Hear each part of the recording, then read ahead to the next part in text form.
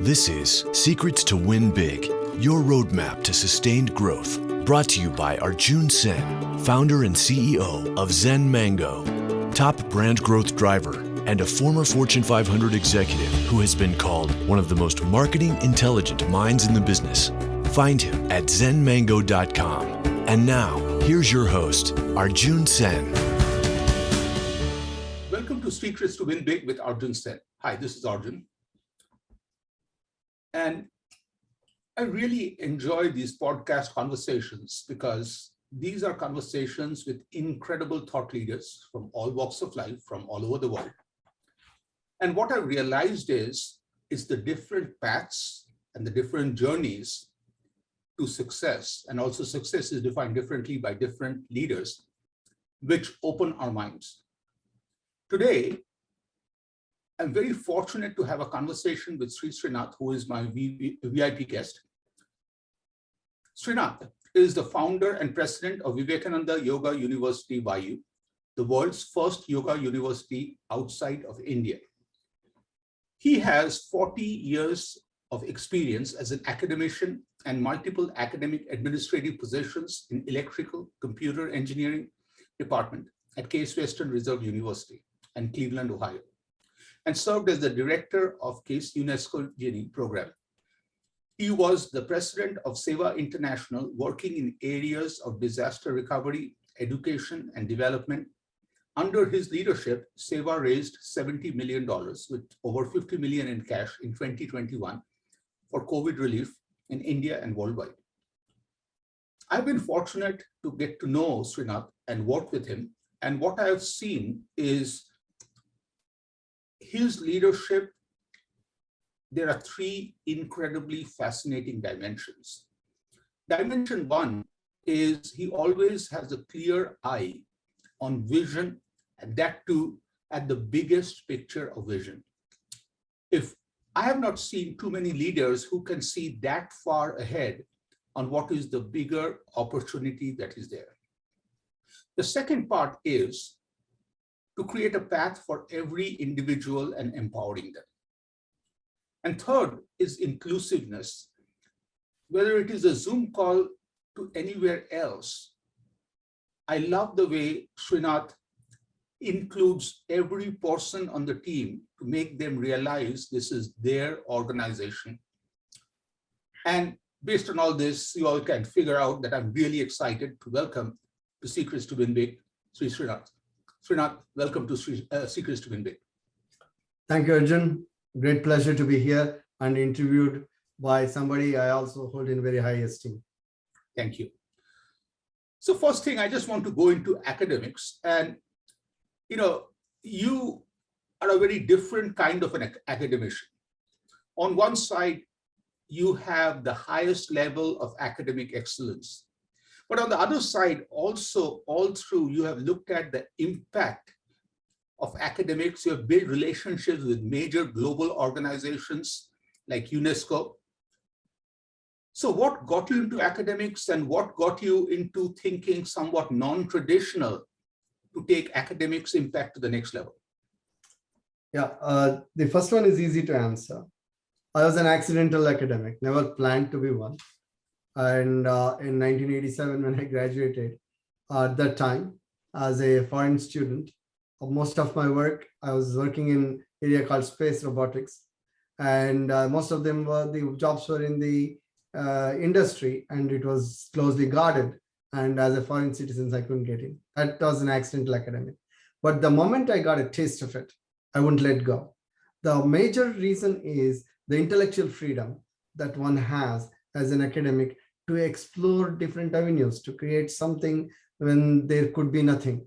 So that intellectual freedom that is both in terms of research and as well as in teaching. Okay, for example, I invented a course 32 years ago called Global Issues. Being an engineer teaching a global issues course, we talk about world politics, we talk about countries, we talk about their issues, and we use engineering approaches to model them, to write them into equations, and then how look into the future. This is one of the areas which I think as an academic I could do. If I was outside, it would have been very difficult to do. That's when my work with UNESCO, World Bank, United Nations, that's when it took off. In 1990, I wrote a book on global warming. Okay, and people were more honest then, and they used to call it global warming, not climate change. Wow.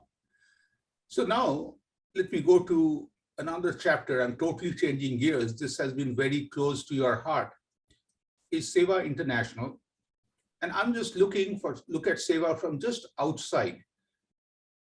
That this was an organization where if we look at, rankings among nonprofit donations in this country, over 2 years, it went from 690 to top 10. What was the secret of taking the organization, like literally fast forward and jumpstart, but more importantly, to keep the culture and the integrity of the organization during this fast-paced transition? Yeah, for over a decade, I was the president and we had a national team, which grew from literally 2 people, one a finance guy, one myself, to maybe about nearly 100 people on the national team. Now, the characteristics of SEVA that we put in and the way we developed it was that we had no paid executive. Okay, now that may seem strange, for an organization not to have a paid executive. We didn't have any paid executive. We did not have a headquarters. We were like a bunch of maybe 4 or 5 chapters at the time because it's a volunteer-based organization. And we wanted to keep that characteristic. Generally, the lure for a nonprofit organization, especially working in the kind of the area that we work on, which is disaster recovery, okay, wherein, like for example, in Houston, where you're currently from, okay, the Hurricane Harvey, it was a major impact. We were at not a very large organization at the time in terms of revenue, but our people were able to rescue 689 people, our volunteers on the ground. Okay, so how did we do it? I think we inspired them through the mission. Okay, it is that we are going to serve humanity. We are not going to worry about what color, creed, whatever that they came from. And it is that through our volunteerism, we want to change the world. Okay, so that was really what the focus was. And people got attracted to it because rather than taking a path wherein if you look at an NGO and then revenue would be like any company, revenue would be important, we decided rather than building the revenue, we need to build human resources. We need to build volunteers. So the focus was on more on building the human being, the capacity of the human being, rather than going after money, because it was the easiest. I was as just pointed out, an academic. In a research university, what do? You write proposals and you get money. You pay the graduate student, pay yourself, and then then the next big thing comes in a few years and you shift gears. That's not what we wanted SEVA International to be. We wanted it to be like we are focused on this mission. And for instance, let us take disaster recovery. You have hugely different phases, which did not turn out to be true in COVID. But generally, you have a period wherein there is rescue will go on. That is usually 3 to 5 days. And then 3 to 5 months is relief. And then 3 to 5 years is rehabilitation. These are the standard phases. So we wanted more of our people to be focusing on how we can help the beneficiaries rather than writing proposals, getting a lot of money and spending it. Okay, so that is what you will see as a difference. And when I first started, I realized that I've been an academic for, at that point in time, maybe about 20 years plus 25 years.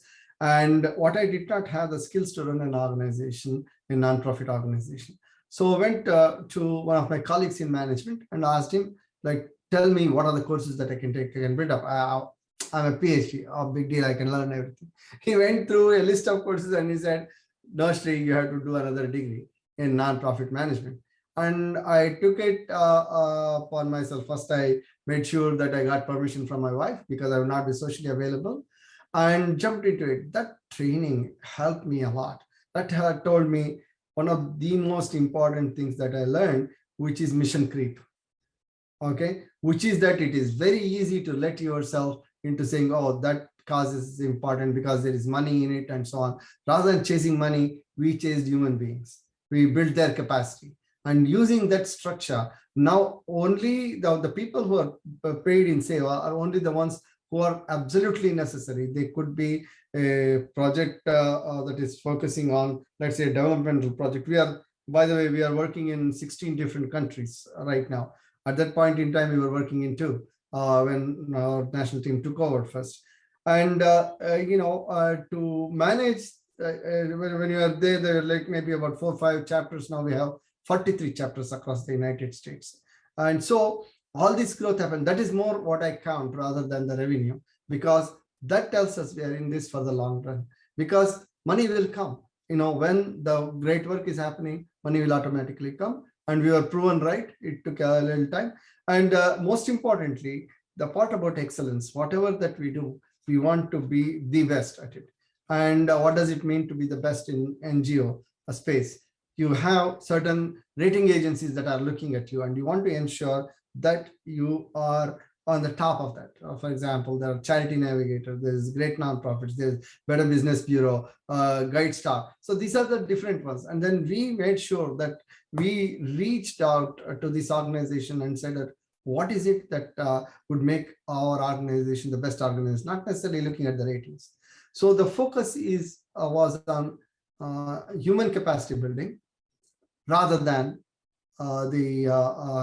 chasing after revenue, which we said it will come automatically, and which it did. You're on mute, Arjun.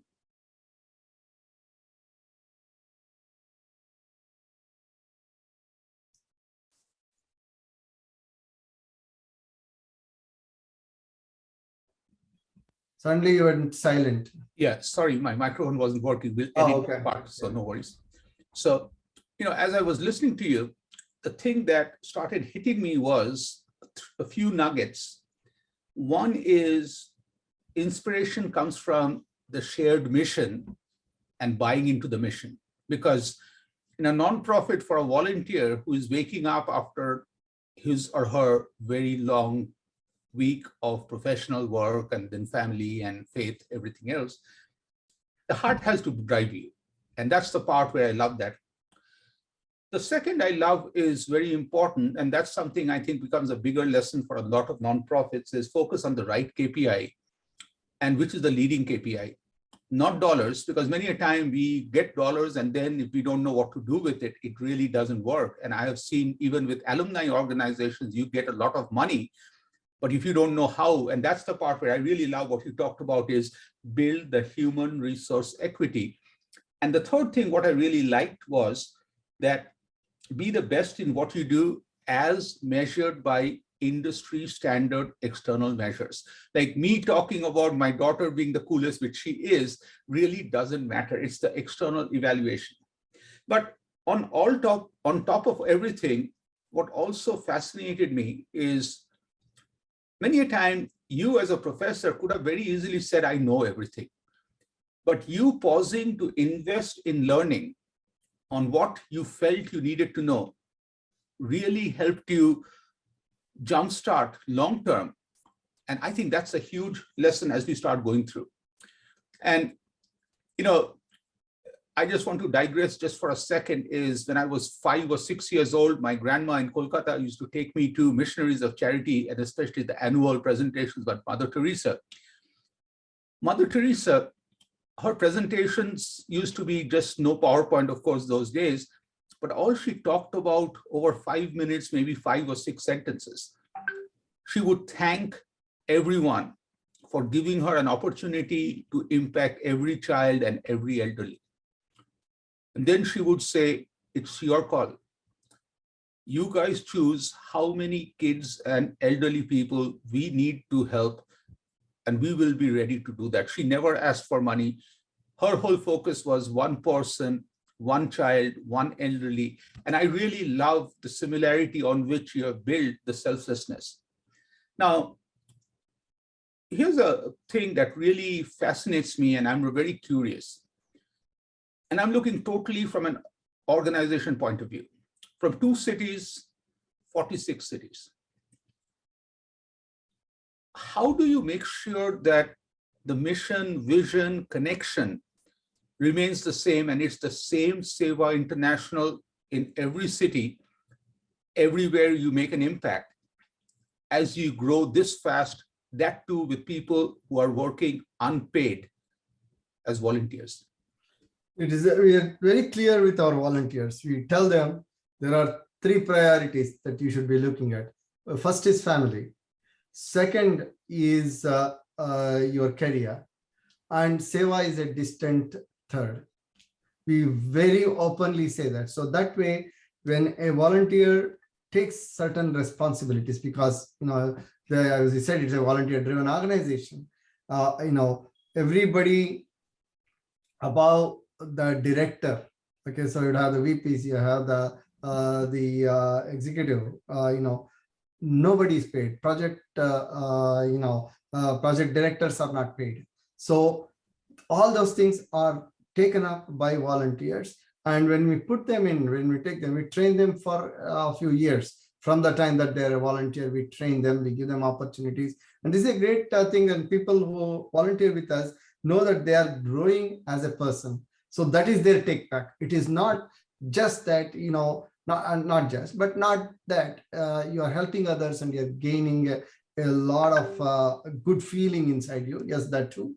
But to be professional, we need to ensure that they follow certain standards. And most of the people that we have in SEVA, which is a Hindu faith-based organization, they may not be religious, but they really want to help the world, and they hold their Hindu faith, in which inspires them to serve the world without expecting anything in return. So the serving others and getting the joy out of this is the payback. So that's what we emphasize. And then we also ensure that they have adequate training. So there are steps in which we move a volunteer through their rankings to the level that they could be somebody who could be in charge of a national project.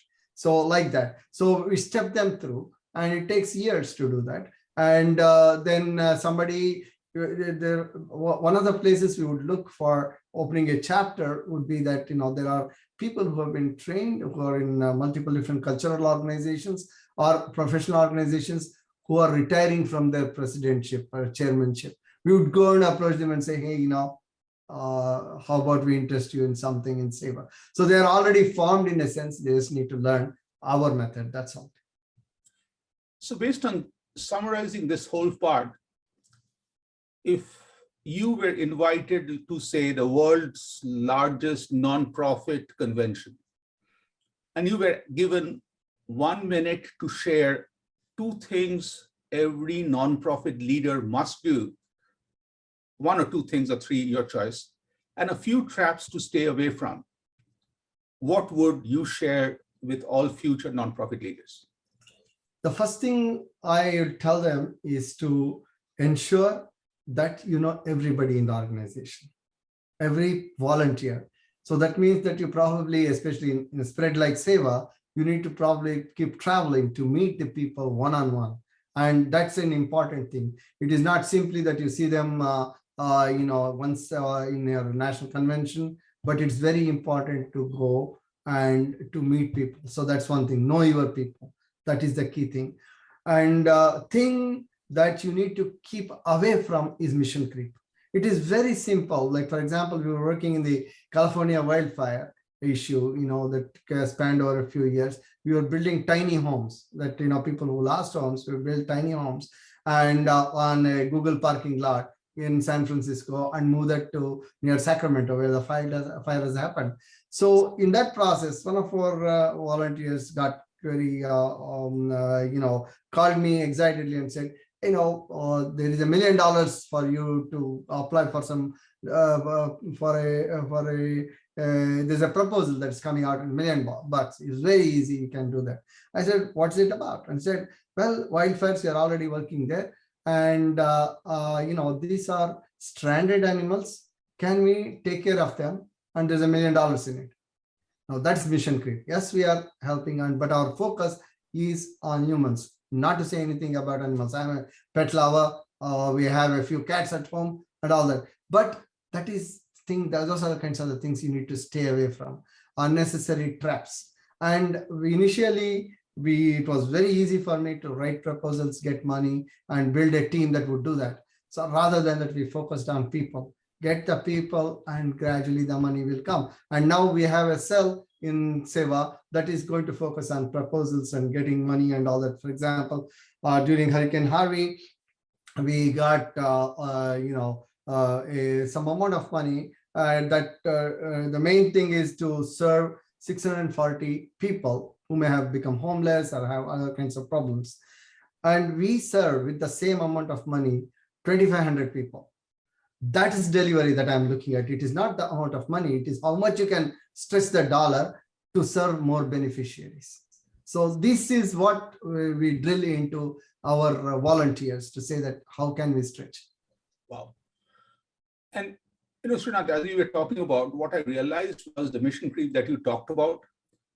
This is beyond nonprofits, because to me, when I talk to super CEOs like you, and it's really bizarre, it feels like all of them are brothers or sisters with the same family values. Like every super CEO knows very clearly what not to work on. It's just like having a food allergy. If you were allergic to peanuts, you right away say no to peanuts. That's the level of clarity super CEOs have. And I really, really appreciate you bringing that with that example. You love pets, but that does not mean you change your organization's effort and take resources away from the core mission. I love that. Yeah. So now, in general, volunteers do get excited about things, and then because they are volunteers, they're not bound to you. How to make them into a force? How to make them into a single force, the edge of the spear? That's what I think most of the time that we spend. We work with human beings, our people, we care for them. And we always, whenever we put a project together, we have at least a 2-level, maybe 3-level backup, because a volunteer, even at the leadership level, can drop out anytime and there won't be any gap. So that is one way we figured out. That way we'll not have to worry about, is the project going to flounder or going to go forward? I think that also connects to putting the volunteer first, because the way you talked about not just mentioning, but reinforcing and living, family first, career second, and then SEVA, and putting the different layers and levels of support, I really, helps sustain on a long term. So now I want to get to VaYU, Vivekananda Yoga University. And it just feels like, from hindsight, that all your life, all your career was converging into VaYU. A super academician and a super nonprofit leader takes all his skills to take VaYU. So can you share a little bit about VaYU's vision and what got you excited that you will put every resource you have, all your heart, mind, soul, body into VaYU to take it to the goal and beyond? Yeah, I'll tell you a little bit about the history. So if you understand the history, then you'll get a better view. I was not the visionary on this one. The visionary actually was a set of 3 people in Los Angeles 25 years ago, sat together and said, how do we take yoga forward?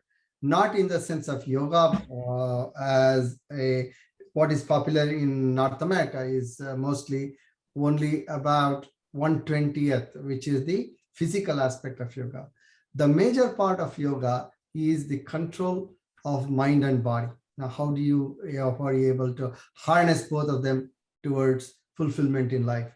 And that part of it is what the studies in yoga, or 2,500 years ago, the first, it was canonized by a sage called Patanjali, who today's would call him a Nobel laureate, who wrote this encyclopedia. Not encyclopedia, it is a very short set of aphorisms that formed the basis of yoga.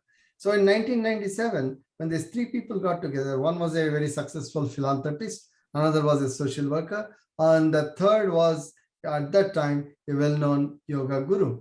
But he came from a very non-traditional background. He was a scientist first, working at NASA. He had an epiphany. He used to teach at Imperial College before. He had an epiphany in his life in 1971, decided to head back to India to start. And 1927, these people met and they said, can we start a yoga university? That was a novel concept because there were no yoga universities left in or started in the world. So there are a lot of yoga teachers, yoga gurus, but not a university where you have formal education.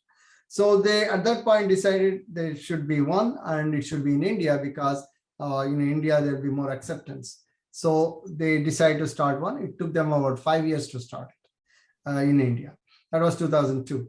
And then in 2014, I was roped in and said, can we start a yoga university in America? So maybe the time had come, and the university in India was now a successful university, which has had a decent amount of enrollment. They had yoga degrees at undergraduate level, at the master's level, at the PhD level. So there was good amount of research that was taking place. So they thought, why not bring this to America? When I was roped in, we started work, and then it took us about 7 years to get licensed in California. Had it been another state, we could have probably gotten it in less than 1 or 2 years. But California is something that we wanted to wait for because it is one of the highest standards, including New York. And so in 2020, we got our license for starting the university. And we are very focused. We decided that, okay, we are looking for teaching, training people in the esoteric aspects of yoga, including the physical manifestation. The physical manifestation is turn yourself into a pretzel. But why do you want to turn yourself into a pretzel?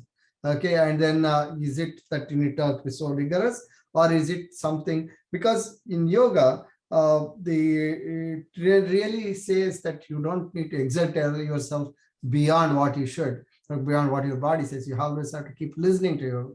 But unfortunately, sometimes people don't hear their body and they get into injuries. Okay, this is something that is a very pet, is a pet peeve, and we want to understand that in a much better way as we go on. So we focused on yoga research, okay, which is a new and upcoming area. There are researchers in Stanford, in UCSF, in MIT, in Harvard, you name it, in MD Anderson, in Houston, and so on. So these are people who are looking at yoga in the service of humanity, okay, at various aspects, be it in prisons, be it in police force, be it in on a daily basis for children, and so on and so on.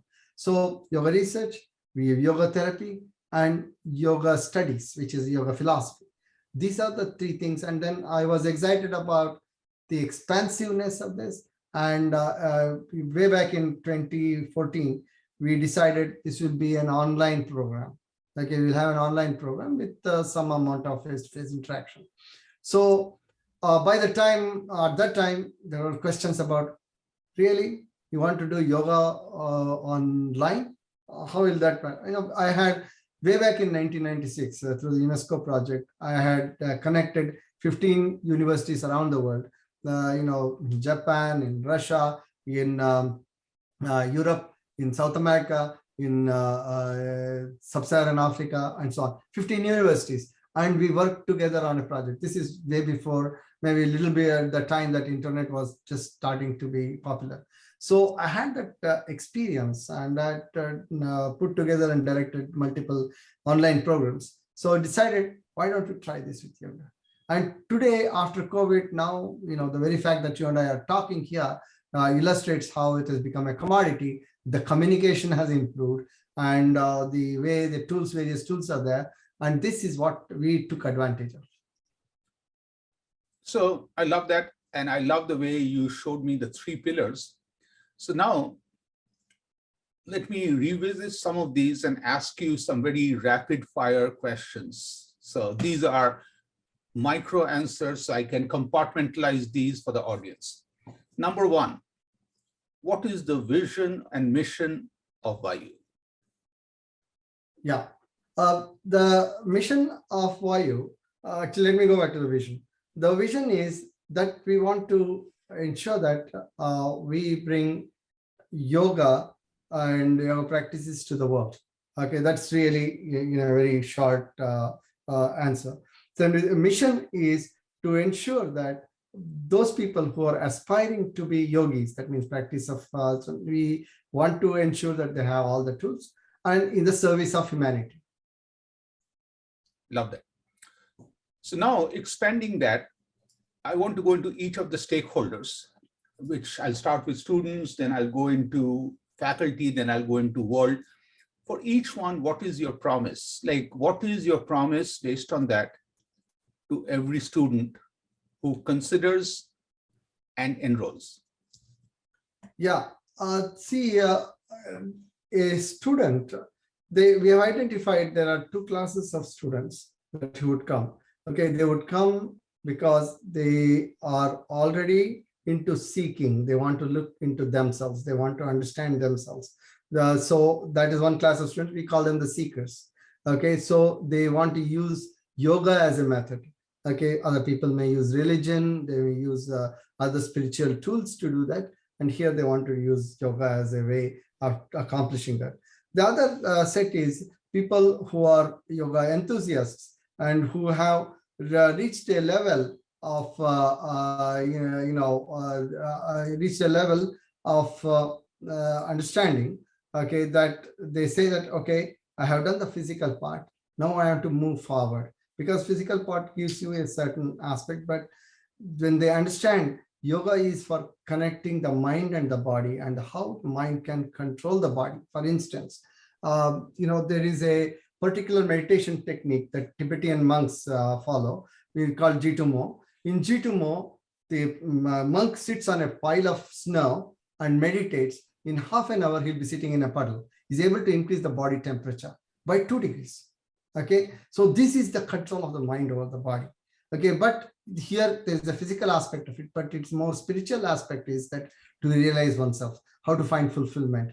And that is the part. So people come from this towards these goals. And along the way, there may be certain people who are looking for, what do I do with yoga? How can it be practically helpful? And those are the ones that will become yoga therapists. So how to help others using yoga, patients, and whether it is a mental agony or whether it is a physical ailment or a chronic disease like diabetes.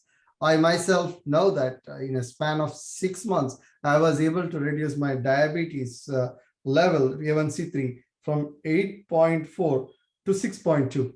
That's now pre-diabetic, whereas I was a real diabetic at the time. So I know that even experimenting on myself, I can see that. And we have plenty of data to prove that this is this works. So I like 2 parts to what you just shared is each student, whether he's a yoga seeker or a yoga buff, has his or her different personal journey. And yoga, the specific path of education at VaYU takes them further in their destination. And the second part also, what I loved is each one of these are using yoga to move forward in life and also impact and enrich the life of others. This also expands in their journey forward to make more impact, more significant impact, and impact in more people's life.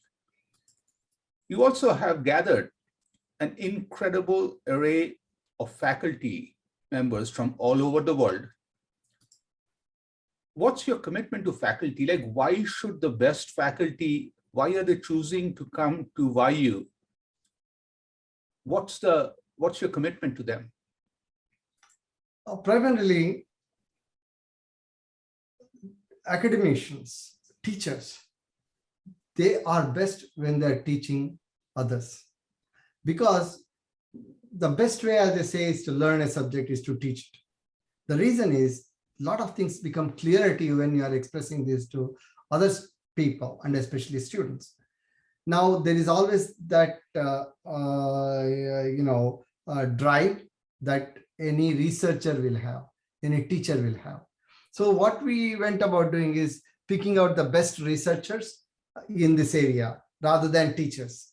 Okay, yes, there is a difference, but my experience is that if a person is a great researcher, he'll be a great teacher too, because he has to explain it not only to his peers but also to others in a very simple manner, and they'll be great communicators. So we pick the best researchers, and being a researcher means you are in the cutting edge of things. You are learning about how best to do whatever that you do, and and try to be curious throughout your life. You're curious. That's why you become a researcher. You wonder, why does it work like this? Why should it work like this? Why not the other way? So these are the kinds of the things. And then, so we pick the best researchers around United States who are working in yoga related subjects. And then the only proposal we told them was, here is a university which is online, and then you do not need to physically dislocate. You could be a part of our university and help our students learn. They could do it in two ways: offering a course or doing research with our students. Okay, our students, we are very lucky; they are extraordinarily committed. Okay, and if you look at the demographic, the average age is 48, median is 51, the youngest is 29, and the oldest is 73. So wow, you can see that this is like everyone. This is like they're looking at this as either a second career or for self-realization.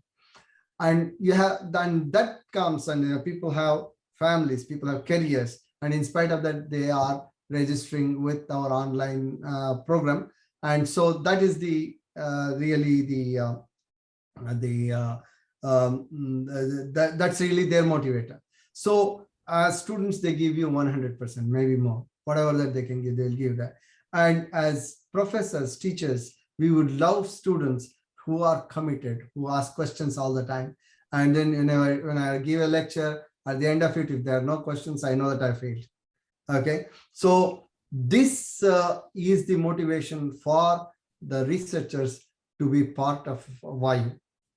And they know that, and once they teach, they understand the quality of the students that we have, which are highly committed and accomplished in their own, whether they are physicians or whether they're attorneys or whether they're engineers who come. So we have a broad range of people who may or may not have had yoga training, and we don't expect anybody to have any yoga training when they come to us. Okay, so we teach them everything. So at a master's level, so essentially your background, what background do you need to have? You can have any background. All we need for you to do is a good set of communication tools with you and to be curious. So now let's look at world. And before we get into your commitment and promise to the world, even in its early days, VaYU is getting noticed. And one of the things, the reason I say that was, in India's version of Who Wants to Be a Millionaire, one of the top questions was about VaYU, which again tells me that, sometimes we do things thinking we are great. It's only when we get noticed from outside by these organizations that really is a proof that we are on a path. So why should the entire world be aware and be excited about VaYU? Like, what's the big promise of VaYU to the entire world? Yeah, first of all, when we look at our students, what we tell them about our vision is that we want to build a healthy, harmonious world through holistic yoga. Okay, when we say that, then we are looking at not just United States, we are looking at the world, and we want to be the communicator. Yes, India has in the local law is yoga is 5,000 years old because they found medallions in the Indus Valley civilization, okay, with people doing yoga poses. So when we say that we are creating a yogic life path for you for the welfare of humanity, that is our mission. So when they hear that, they understand that we are giving them tools, we are giving them understanding, learnings on how to accomplish this mission and how to go after this vision wherein we build a healthy and harmonious world. So the whole world needs to understand, for example, all the tensions that we have between various countries. We are seeing publicly the kind of the challenges with regard to these conflicts that are happening around the world. In Ukraine, Russia comes to mind immediately, right? But there's always something or the other. But this suffering, especially if you have yogic training, meaning that you not need to be a yogi, but to be able to reduce your own or control your own anger, to be able to share, to be able to be healthy.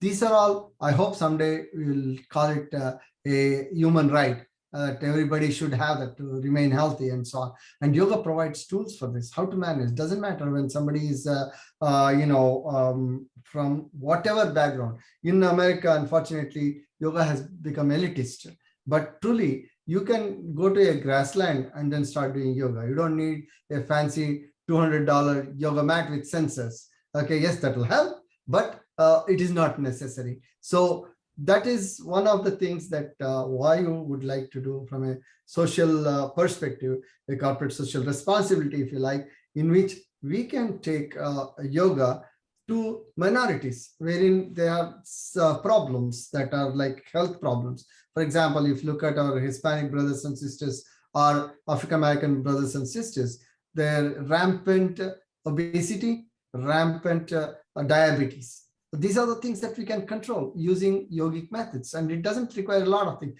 You need to spend maybe 30-40 minutes a day to do that. Of course, you need to have the discipline. That is the health I'm talking about. That's the well-being part of it. It is not like it is preventative, okay, rather than once you have the disease, then to manage it, and yoga will help you manage that also. So this is completely focused on both the external well-being and the internal well-being of a person. That's what we want to, that's our message to the world, that we can provide you techniques for you to learn. And the last rapid fire quick question is, for the corporate world, for the business world, what is VaYU's promise to them? Well, if you look at the corporate world, there are many elements that are very particular to the modern world, okay, because we are not meant to sit in a chair for hours and hours and keep on typing on our computers and so on. We are not built for that. We are built for going out, roaming, hunting, gathering, whatever, in agriculture.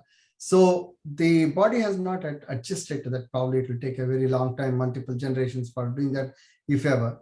So we are telling that there are techniques wherein a stressed executive, in a matter of 20 minutes, they can go through a sleeping technique called Yoga Nidra, in which they can get 3 hours of sleep. Okay, the amount of relaxation that you will get over 3 years of sleep can be had for 20 minutes. There you are saving and increasing your bandwidth if that is what your goal is. Alternately, you have so much of stress in your life and how to relieve it. And there are techniques that will teach you and your employees that how to relieve this stress so that you have a better employee. You have an employee who's coming every day and doing the work rather than taking sick days off.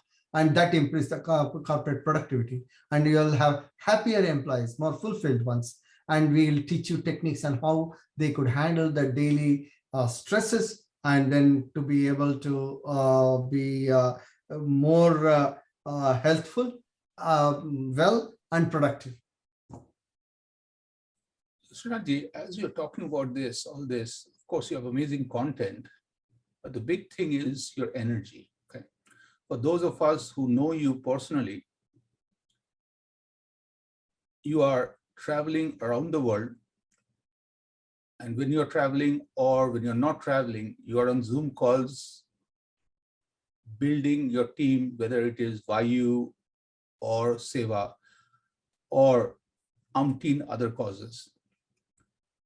So here's a very personal question I really want to know the answer to is, what's your secret behind starting every day with excitement, passion to make an impact?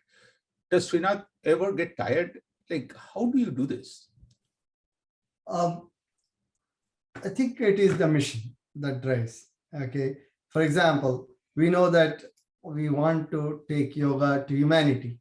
Okay, to the last person. So we know that that's a tall order. It will probably take multiple generations. Okay, maybe 10. I don't care. But if you lay the foundation today, then other people can build on it. So that is the hope. And mission is the one that drives me. Get up in the morning and say, okay, I know there are important things that I have to do today, whether it is personal or professional, but I do keep that in mind that this is where we are going. And that's what the mission is, the one that gives the energy. Where we want to go is, of course, we know that we can build a harmonious world, healthy world through yoga.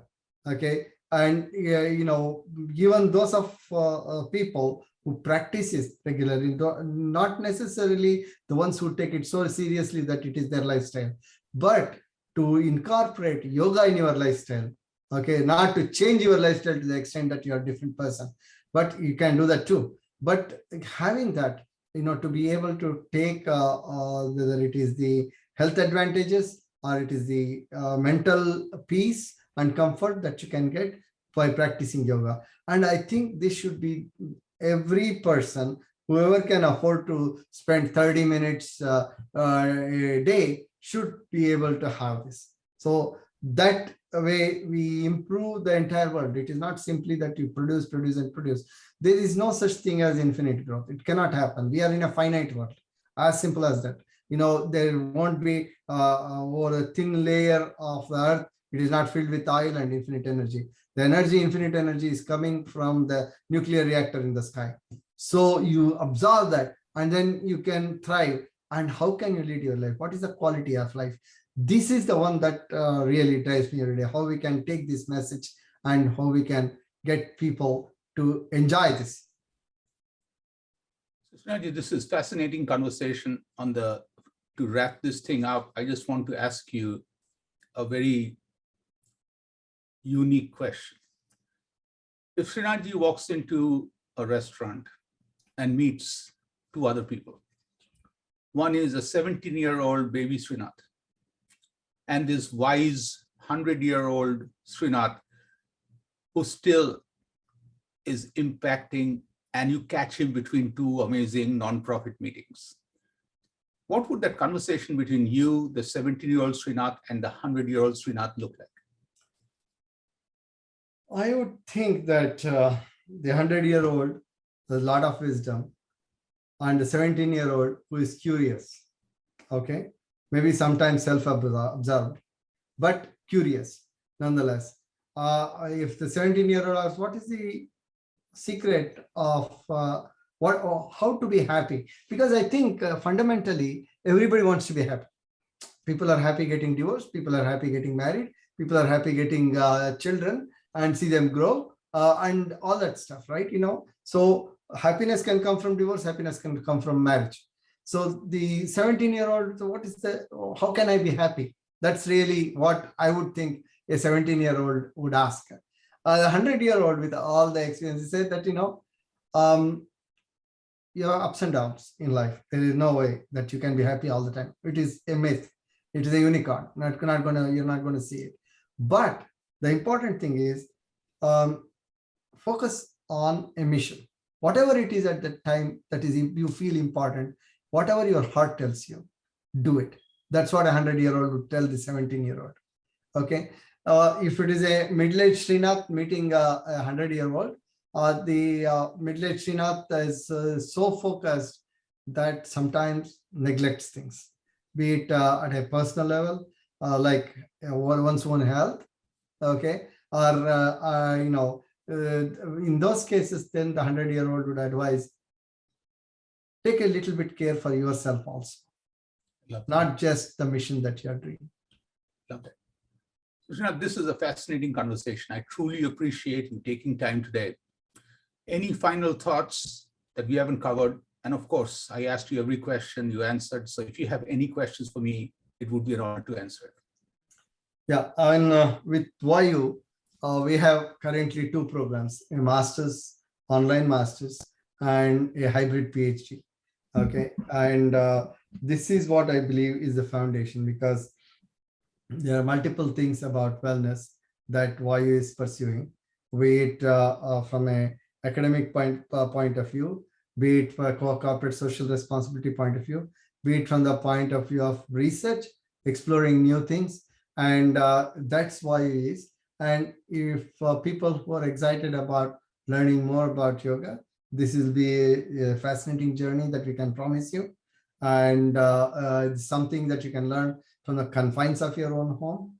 And, with flexible timings.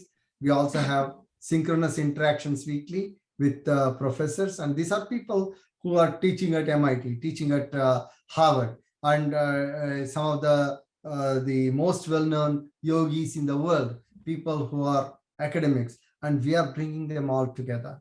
Okay, and we are offering this. I think people should learn and take advantage of it, and we hope we'll be able to contribute not only to the corporate world, to the society in general. That's what we believe VaYU will have to go after. So thank you for this wonderful conversation, Arjun. And I really had looked at your other podcasts previously, but I never imagined myself to be on one. And thank you for the opportunity. And to me, this is truly an honor. And I was doing a lot of other podcasts to get ready for this one. So thank you again. You've been listening to Secrets to Win Big with Arjun Sen, founder and CEO of Zen Mango, top brand growth driver, and a former Fortune 500 executive who has been called one of the most marketing intelligent minds in the business. To learn more, visit www.zenmango.com. Share this podcast with your friends and subscribe wherever you like to listen to podcasts.